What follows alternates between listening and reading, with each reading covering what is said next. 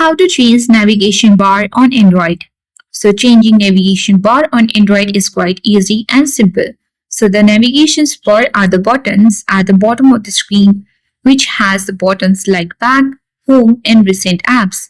So by default, this navigation bar is set by the manufacturer itself, but it is quite easy to change navigation bar on Android by yourself.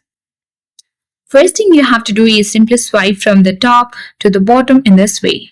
Now select the gear icon at top right corner to access your settings. Scroll down.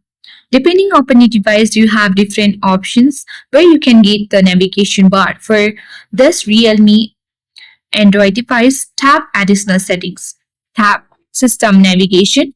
And here you have got the option to select buttons navigations or gesture navigation.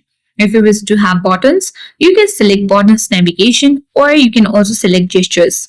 Here you will see the button layout. Recently, it has been set on the first option. You can also tap on the second option and change your button layout for your navigation bar. So that's all for today. That is how we change navigation bar on Android. Hope this video helped you. If you are new to our channel, hit the like button, subscribe to the channel, and thank you for watching. See you in the next video.